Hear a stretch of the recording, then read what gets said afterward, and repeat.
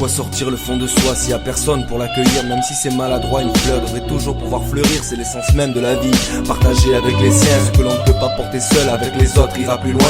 Apprendre à parler sans retenue, sans réfléchir, les mots les uns devant les autres. De l'inconnu on doit se nourrir. Un problème est une montagne ou c'est toi qui en fais tout un plat? Le plus important est-il que tu gagnes, mettre toutes les faiblesses à plat. Faut avancer pour grandir à ce qui paraît. C'est beaucoup plus facile à faire qu'à dire. Et même pire, si tu as peur tu disparais. Faut réagir avant de te dire c'est pas vrai. Pourquoi j'y arrive pas? J'ai pourtant fait bien pire.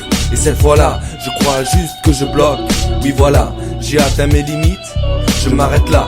La remise en question, je crois que tout vient de là. Seulement, pour que ça marche, faut que ça sorte, y'a pas d'autre choix. Et combien de fois a-t-on de belles idées le soir, hein? Et pourtant le matin, quand tu te brosses les dents, il n'en reste plus une image dans le miroir de la salle de bain.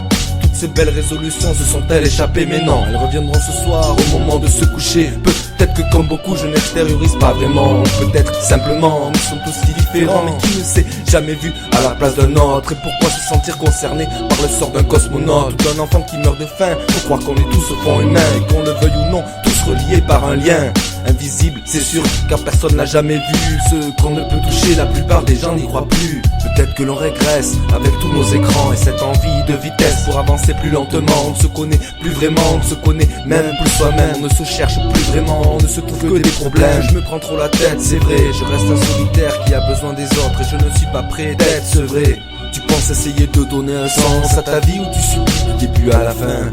Tu nais, tu meurs sans sourciller ou t'essaies de faire en sorte que ça se passe bien?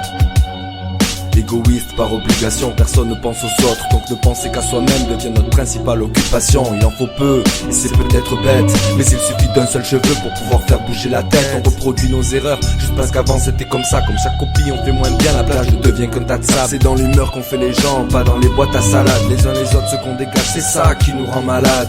Pas assez d'amour selon moi, les religions ont déjà dit. Ce qu'ils ne disent pas, c'est qu'ils laissent se pervertir ce sentiment. Peut-être volontairement, on fait croire que l'amour a déjà eu son enterrement. On maintient l'amour bien à l'étroit, dans un cœur qui ne bat plus. Et on veut faire des trucs à trois, c'est à ça que ça se résume. On ne ressent plus de bienveillance, certainement même pas connue. On s'habitue à ce silence, à être dupé, à être nu. Mais s'il suffit des fois d'un rire, d'un mot, d'un regard, d'un soupir, d'un verre d'eau, d'un espoir, d'un souvenir, d'une lumière dans le noir, pour savoir que juste 3 mots ne changeront rien à cette histoire.